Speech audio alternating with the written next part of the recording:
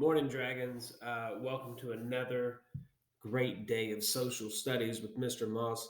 Last time we spoke, we talked about the importance of historical perspective when you're studying history. You completed an assignment where you were the principal in a lunch fight, right? I'll be going through those and taking a look. I know they weren't due until today, but I'll be giving you feedback on some of your comments and some of the things he's talked about, and we'll discuss it more in our live meeting today. However, this is easily one of my favorite topics to talk about. I'm pretty upset that we really only get to do it like 1 or 2 days with NTI.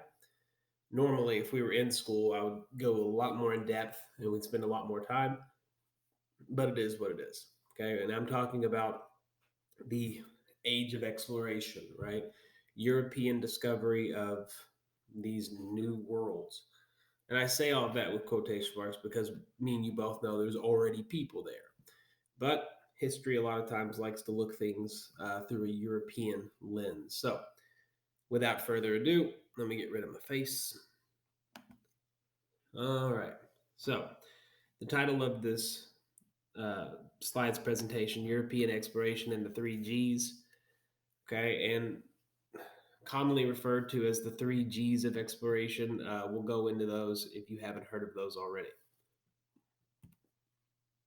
All right.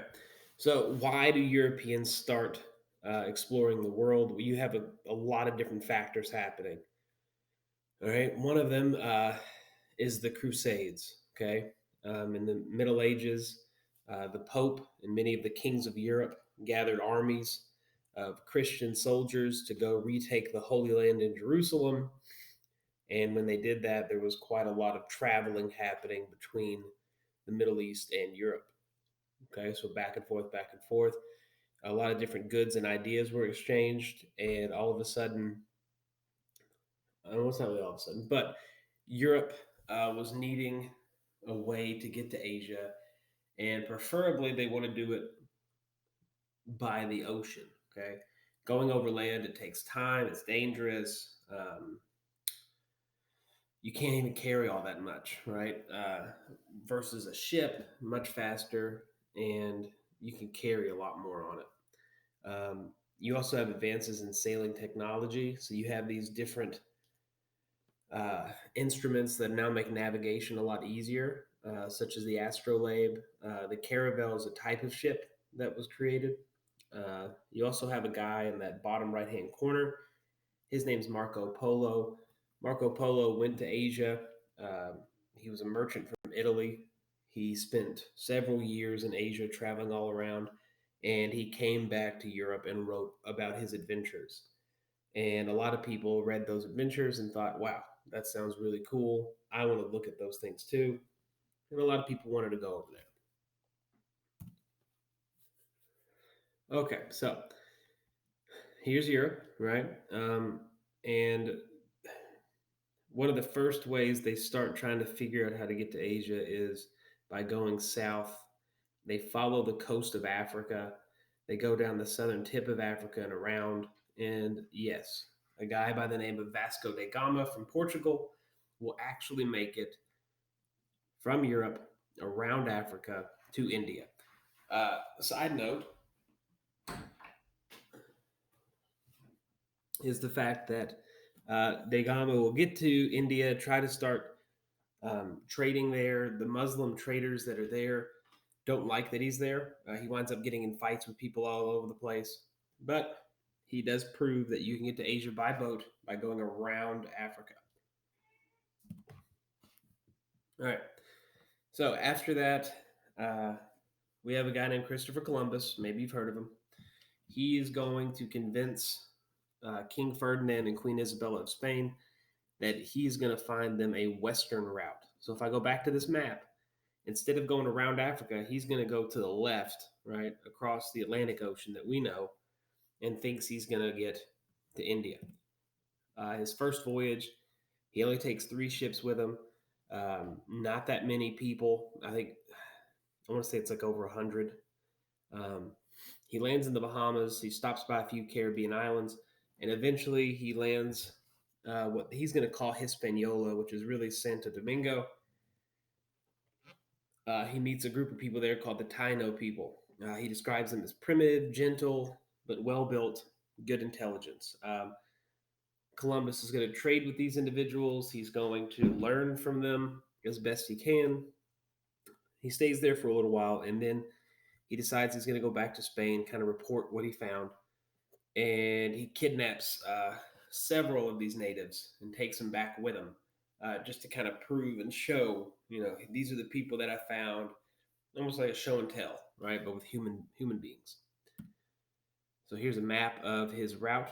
Okay, so he goes down to the Canary Islands, shoots right across the Atlantic, goes around the Caribbean for a while, and then makes his way back. Okay. However, right, we do know, and there's archaeological evidence to show that Columbus was not the first European who had made it to North America. In fact, the Vikings did it about 500 years before him. Okay, so Scandinavian explorers, they make it to North America. It's called Newfoundland, is what they call it. Um, they encounter some hostile natives. They try to make a settlement there, but it doesn't pan out. So really, that's why they don't get credit, is because they didn't make like a lasting impact.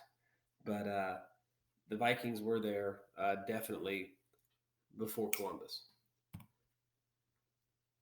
All right, so once Columbus comes back to Europe and tells everyone about it, all of a sudden there's all this land up for grabs, and Europe is going to play a game of hungry, hungry hippos. If you've never seen that game, essentially there's a bunch of marbles in the middle, and you have to get your hippo to eat as much as possible to win, and that's what Europe does. Um, we have, as far as the major countries that are involved, you got Portugal, Spain, France, the Dutch, and English. Okay, those are the ones that, as far as North and South America go, they're the ones who are really going to be planting flags all over the place. And when these explorers would meet uh, natives, pretty much every time that native population is going to be enslaved or killed. You have famous examples like Cortez for the Spanish. He goes to Mexico and topples the entire Aztec Empire. Francisco Pizarro, he will go to Peru and wipe out the Incan Empire. Uh, and the why, right? Why they think they can do this, why they're doing it, is best explained by the three G's. Okay, so we have gold, right? So back then they didn't have paper money. Instead, you just had gold coins or gold bars, right? So gold is currency, gold is wealth and power. Kings and queens a lot of times would uh, put gold on like everything in their courts and in their mansions and everything. God.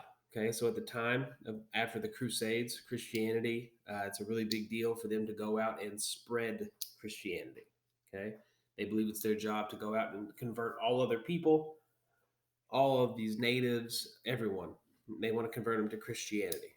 Okay, sometimes those people getting converted, right, could be done at the tip of a sword. It could be kind of a convert to Christianity, or we're going to enslave you, kind of thing. And the last one, glory. Okay, explorers. They knew they could become famous and rich if they discovered new lands or if they became the leader of a new area, right? So you have people that are pretty much out there just for like adventure and making a name for themselves. Okay, and here's just two memes. I love memes, especially Columbus ones. But that's the age of exploration. All right. So yes, there's some controversy there because the Vikings did it before Columbus. As you'll find out, we've talked a little bit about last lesson. Columbus isn't like the good hero guy that we all think he is. Most of these European explorers are going to treat natives brutally and savagely, and they'll kill millions of natives, not just by violence, but also disease. Okay. And that's a side effect they don't really think about. But as far as age of exploration goes, that's a really quick overview. Hopefully, you enjoyed watching this, and I will see you all for our live meetings here in just a little bit. Until then, make sure you're getting all your work done. And if you have any questions, as always, feel free to email me. See you.